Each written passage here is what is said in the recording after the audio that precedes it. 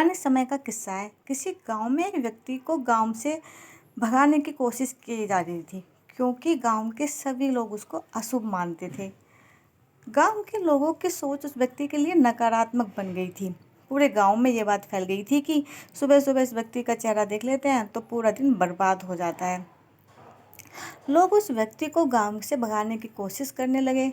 जब ये बात वहाँ के राजा को मालूम हुई तो राजा ने उस व्यक्ति को अपने महल में रहने के लिए कह दिया, क्योंकि राजा खुद इस बात को परखना चाहता था कि वह व्यक्ति सच में अशुभ है या नहीं। अगले दिन राजा ने सबसे पहले उस व्यक्ति का चेहरा देखा जिसे सभी अशुभ मान रहे थे। उस दिन सुबह से शाम तक राजा को खाना नहीं मिला। वह पूरे दिन काम में व्यस्त रहा और उसे भूखा रहना पड़ा। शाम होते होते तो राजा ने यह भी मान लिया कि व्यक्ति सचमुच में अशुभ है, इसकी वजह से मुझे दिन भर भूखा रहना पड़ा। राजा ने उस व्यक्ति को खुद मृत्युदंड दे दिया।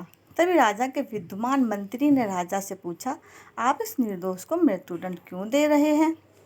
राजा ने कहा कि पूरा गांव इसे अशुभ मानता है और आज तो मैंने भी इसकी परीक्षा ली तो मुझे समझ आया कि ये व्यक्ति तो सचमुच में अशुभ है। आज सुबह मैंने इसका चेहरा देखा था, मुझे दिन भर खाना ही नहीं मिला।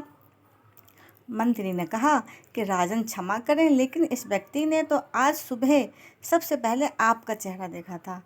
आपको तो सिर्फ खाना ही नहीं मिला, लेकिन इस व्यक्ति के सामने तो प्राणों का संकट आ खड़ा हुआ। अब आप ही सोचिए कौन ज़्यादा अशुभ है। ये बात सुनते ही राजा को समझ आ गया कि मंत्री सही बोल रहा है।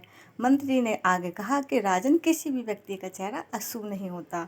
चेहरा तो ईश्वर की देन है, अशुभ तो हमारी सोच है। सोच जैसी होगी हमें दूसरे लोग वैसे ही दिखाई देंगे।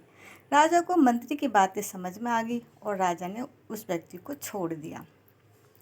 हमें इस कहानी से सीख मिलती है दोस्तों कि हमें अपनी सोच सकारात्मक रखनी चाहिए। जैसा हम चाहेंगे वैसा ही हमें दिखेगा। अगर हमारी सोच सकारात्मक है तो हमें सकारात्मक दिखेगा सब कुछ, और अगर हमारी सोच नकारात्मक है तो सब कुछ नकारात्मक। अच्छा सोचेंगे तो अच्छा होगा। अगर हम अपनी सोच को अच्छा रखेंगे तो सामने वाला भी हमें वैसा ही दिखेगा।